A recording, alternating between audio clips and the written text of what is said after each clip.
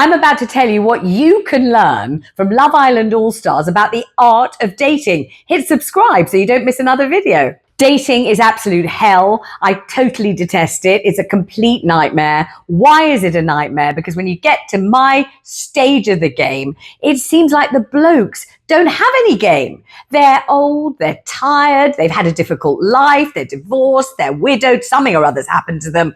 Life has not turned out to be a picnic, and they don't seem to be able to muster the enthusiasm to fizzle and sizzle and give you some kind of va-va-voom on a date. And what I think that men of every age should do is watch Love Island All-Stars, particularly have a good look at Ekin-Su and learn what she does and just copy it. That girl is a dating ace. She is an exocet dating missile. She is supremely good at it. She's really fantastic. So look at Ekin-Su, girls and guys, and what she does, you do. Ekin-Su fastens on her prey like a hunter, like a lion looking on an impala and thinking, ugh, you're my dinner. And she's unabashed and unashamed. So she focuses on her prey, the guy that she wants, gets him in her sight line, does not break eye contact ever. She's looking, and not just looking. She's giving you a look that says, I could eat you for my lunch. I'm devouring you with my eyes. You are the most scrumptious, sumptuous morsel of manhood I've ever seen. I can't take my eyes off you. Oh my God, you're riveting. What are you saying? It doesn't matter what it is. You may be saying, look at that doorknob. Look at that piece of carpet. I am fascinated. I'm intoxicated. I'm absolutely enraptured. What are you saying? What you just said, the sky's blue. Oh my God, that's fascinating. That's amazing. Your insights are killing me. You're slaying me. You're absolutely wooing me and winning me. So she does not take her eyes off them. She doesn't ever break the eye lock. That's hint number one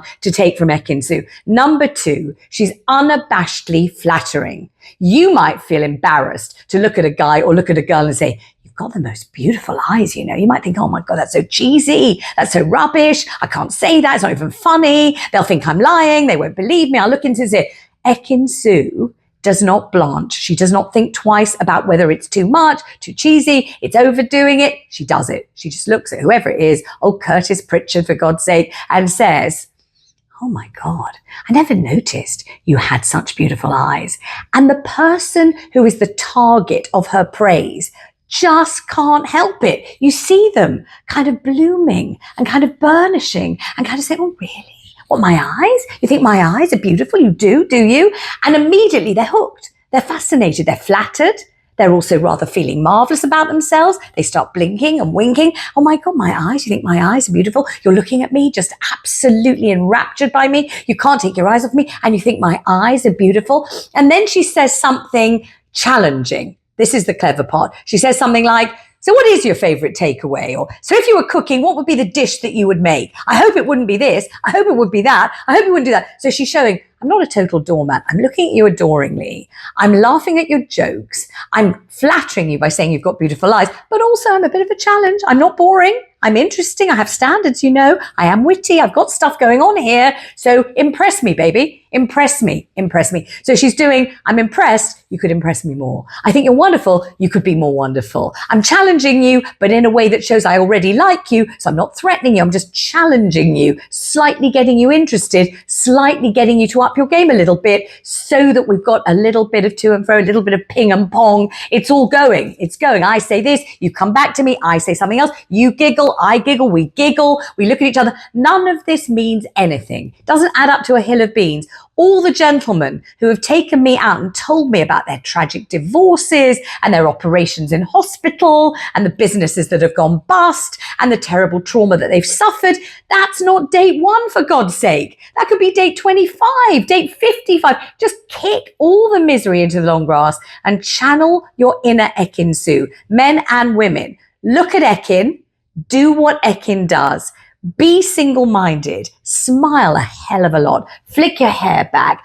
Do lots and lots and lots of eyelash fluttering. Do lots and lots of bosom forwarding and backing. You've got your bosom in, you've got your bosom out, your bosoms are jiggling all about. You've got a thigh, make use of it, move your thigh around, wriggle a lot, giggle a lot, wriggle, giggle, concentrate, intensely look as if you like the person, look as if they're a delicious chocolate that you're about to select from the delicious chocolate box. They're the one, they're your chocolate. You would lick them, you would suck them, you would move them around your mouth, you would taste every single bit of their flavor, and yet you're challenging them with a little question. It's nothing serious. What is your favorite takeaway? What is the dish that you would make? You're making it fun. Fun, for God's sake. Since when was fun an out of fashion thing? Look at Ekin.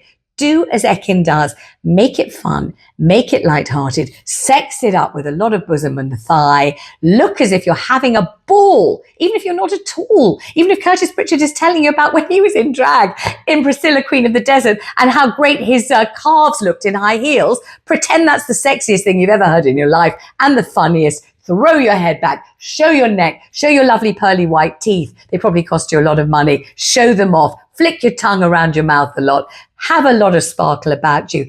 This is lessons 1, 2, 3, 4, and 5 from Ekin-Su. Ladies and gentlemen of all ages, look at the work of the mighty Ekin and shamelessly copy it. I think lots of British people are just self-conscious about dating. You feel shy, you feel inhibited, you don't know if you've got anything to bring to the table, you know that bits of you are saggy and bits of you are baggy, you know you've had a very difficult time. Obviously you wouldn't be on a date if your last relationship was a success. You're only there because it was a failure, so you feel like a failure. So you're sitting there drooping with misery before you've even started. And what I would say is, bin it at the door. There's no point going on a date and taking a whole satchel load, a caseload of wretchedness along with you. You've got to learn, you've got to get the hang of parking that at the door and keeping it light, just giggly and fun, funny stuff, light-hearted stuff that won't rock the boat, and stuff that makes the other person, I know this seems obvious, but so many people don't do it, feel heard and seen. Say the other person looks great. Say you love what they're wearing. Say you love the way they smell. Say you love their eyes, their hair, their perfume. Say you love their voice, their giggle. Say you love what they said if they use an interesting word. Just show that you can see them. Otherwise, you go on dates with people. I have done this. It's absolutely ghastly when it happens and very soul destroying. You spend an evening with somebody and it's as if you're not there. They look as if they could be declaiming into the far distance over there. They're just telling you all the terrible things that have ever happened to them, an absolute catalogue of misery and wretchedness. And you're just sitting there miserably eating some spaghetti thinking, wouldn't he say exactly the same to anyone? Does it make any difference that it's me? Has he even noticed me at all? And it's not that I want to tell every story about my own life to them. Not at all. Absolutely not. It's just you want someone to notice you and know it's you. And you want to make it personal. After all, it's a date, for God's sake, not a business meeting. Thank you for watching. What can I learn about dating from Ekin-Su? I've got more insights on Love Island coming up. Thanks for watching and see you soon. Press the subscribe button.